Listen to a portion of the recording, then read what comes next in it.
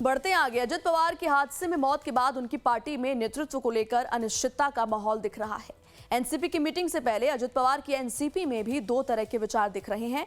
एक गुट महायुति के साथ रहना चाहता है और दूसरा शरद पवार के साथ विलय चाहता है। सूत्रों की माने तो मुमकिन है कि अजित पवार गुट और शरद पवार गुट फिर से एक साथ आ सकते हैं। फिर से गठबंधन की खबरें तब तेज हुई जब अजित पवार गुट और शरद पवार गुट महानगर पालिका के चुनाव में एक दूसरे का साथ जो है उन्होंने थामा था, जहां उन्होंने पुणे और पिंपरी चिंचवड़ से साथ चुनाव लड़ा। लेकिन अब अजित पवार के जाने के बाद ये खबर फिर से तेज हो गई। अगर ये दोनों गुट साथ आते हैं तो कहीं ना कहीं महायुति के लिए मुश्किलें बढ़ सकती हैं। अजित पवार के जाने के बाद से ही उनकी पार्टी दो गुट में बढ़ चुकी है। एक वह गुट जो महायुति का साथ चाहता है, दूसरा वह गुट जो शरद पवार गुट के साथ विलय चाहता है। खबरें तब तेज हो गई जब अजित पवार महानगर पालिका का चुनाव पुणे और पिंपरी चिंचवड़ से शरद पवार के गुट के साथ लड़ते हैं। सूत्र यह भी बताते हैं कि अजित पवार आने वाले फरवरी के दूसरे सप्ताह में शरद पवार की पार्टी के साथ विलय करने वाले थे, लेकिन अब अजित पवार नहीं है। लेकिन फिर भी यह दोनों साथ आते हैं तो महायुति की मुश्किलें बढ़ने वाली हैं। महाराष्ट्र में डिप्टी सीएम अजित पवार के निधन के बाद एनसीपी में नए नेतृत्व पर मंथन शुरू हो गया है। सवाल है कि पार्टी का अगला प्रमुख कौन होगा, पवार परिवार से होगा या परिवार के बाहर से होगा। अजित पवार के अंतिम संस्कार के तुरंत बाद एनसीपी के बड़े नेताओं प्रफुल्ल पटेल, छगन भुजबल, सुनील तटकरे ने अजित पवार की पत्नी और राज्यसभा सांसद सुनेत्रा पवार से मुलाकात की और उनके पास डिप्टी सीएम का पद संभालने का प्रस्ताव रखा। हालांकि सुनेत्रा पवार का इस पर क्या रुख है ये अभी तक साफ नहीं है, लेकिन इससे एक बात तो साफ हो गई है कि पार्टी का पावर सेंटर पवार परिवार ही रहेगा। अगर बात करें अजित पवार के परिवार में कौन कौन दावेदार हैं तो उनकी पत्नी सुनेत्रा पवार, बेटे जय और पार्थ पवार हैं। इन तीनों का नाम एनसीपी को संभालने वालों में है। हालांकि तीनों का सियासी कद और अनुभव अजित पवार जैसा जाहिर तौर पर नहीं है। परिवार में सबसे पहले बात करेंगे अजित पवार की पत्नी सुनेत्रा पवार की। अजित पवार की पत्नी सुनेत्रा पवार फिलहाल राज्यसभा सांसद हैं। वो लंबे समय से सामाजिक कार्यों और बारामती क्षेत्र में विकास परियोजनाओं से जुड़ी रही हैं। महिला स्वयं सहायता समूहों, ग्रामीण स्वच्छता अभियानों और रोजगार से जुड़े प्रोजेक्ट्स में उनकी सक्रिय भूमिका रहती है। वो 2024 के लोकसभा चुनाव में सुप्रिया सुले के खिलाफ चुनाव लड़ी थी, जिसमें वो हार गई थी।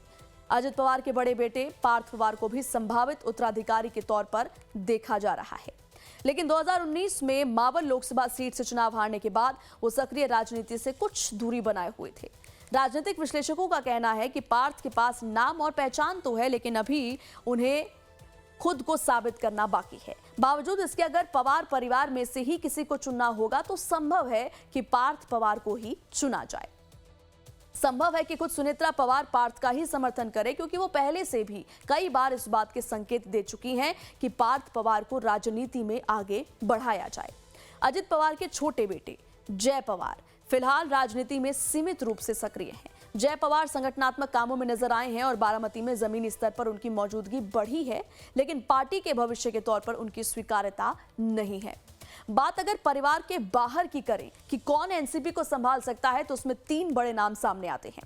पहला और बड़ा नाम है छगन भुजबल का। छगन भुजबल महाराष्ट्र की राजनीति में जाना पहचाना नाम है।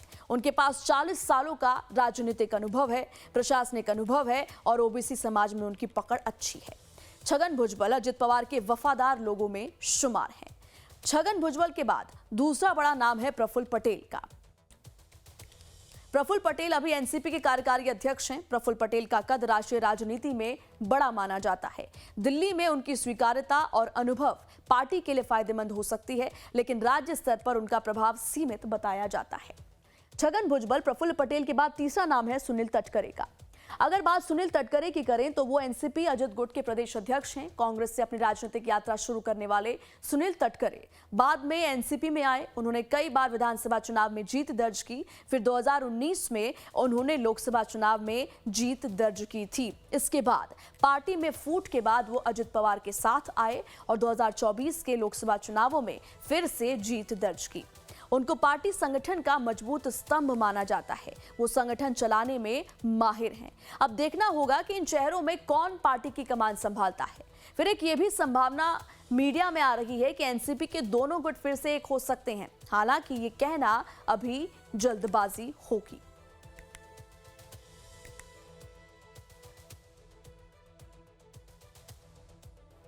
तो अब देखना यह होगा कि आखिर अगला उत्तराधिकारी बनता कौन है और जो सेंटर है पावर का, क्या वो पवार परिवार के हाथों में रहता है या फिर किसी अन्य नेता के हाथ में बागडोर जाती है।